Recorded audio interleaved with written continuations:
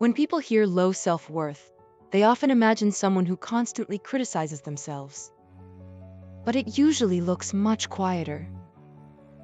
Maybe you apologize before speaking. Maybe you hesitate to ask for help. Maybe you spend more time wondering if you're too much than wondering what you actually need. It becomes so normal that you stop noticing it. Most of our lives are built from ordinary moments. Choosing not to share an idea. Saying yes when you wanted to say no. Laughing at something that wasn't funny just to avoid tension. None of those moments seem important. But together, they slowly teach you that your comfort matters a little less than everyone else's. Eventually, you stop asking, "What do I think?" Instead, you begin asking, "What will everyone else think?" Without realizing it, other people's opinions become the center of your decisions. Low self-worth doesn't just change how you see yourself. It changes who gets to decide your life. Imagine acting in a play that never ends. You're choosing the right words, reading every facial expression, wondering whether you sounded strange. That invisible performance is exhausting, not because life is hard, but because you never truly get to relax into being yourself. Compliments feel wonderful. Praise feels reassuring.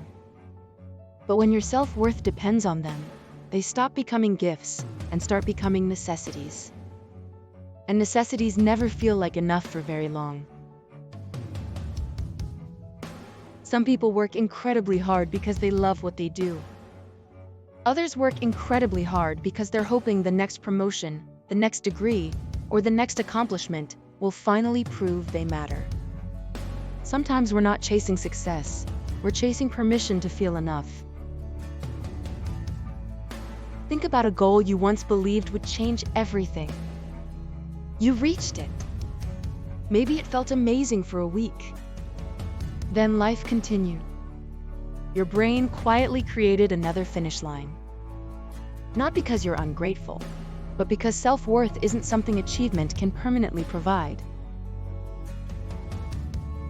People may describe you as kind, reliable, and easygoing. But deep inside, you may wonder whether anyone actually knows you. If you're always adjusting yourself to be accepted, people are loving a version of you that was carefully edited first. The more often you ignore your own instincts, the quieter they become. Eventually, even simple decisions feel overwhelming because you've spent so long asking everyone else what you should do. Self-trust isn't lost all at once. It's lost one small compromise at a time. Our brains become familiar with whatever we repeat. If you've spent years questioning your value, self-doubt starts feeling normal. That doesn't mean it's true. It simply means it's familiar. Confidence isn't usually the starting point. Small acts of self-respect come first. Saying no when you're tired. Speaking honestly. Resting without earning it. Those ordinary moments quietly teach your mind a different story. Tomorrow, notice one moment where you automatically put yourself last. Then pause. Ask yourself, if I believed my needs mattered just as much as everyone else's, what would I do right now? You don't have to become fearless. You only have to become a little more honest. The first time you stop apologizing unnecessarily or set a healthy boundary, it may feel uncomfortable. That's understandable. You've spent years practicing something different. New habits often feel unfamiliar before they feel natural. Many people spend years believing they're too sensitive, too needy, or too much. But often they weren't asking for too much.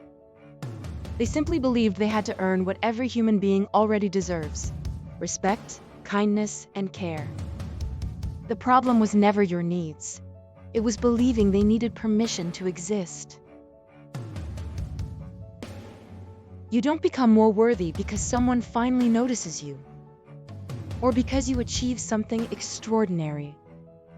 Your value doesn't appear on successful days and disappear on difficult ones. It's been quietly there all along, waiting for you to stop measuring it. You don't need to wake up tomorrow as a completely different person. You don't need perfect confidence. Maybe the next step is simply treating yourself with the same patience you naturally offer someone you love. Sometimes healing begins the moment you stop trying to prove that you deserve your own kindness, and simply decide that you already do. Less burnout, more life. Welcome to Life for Glow. Subscribe for more new videos.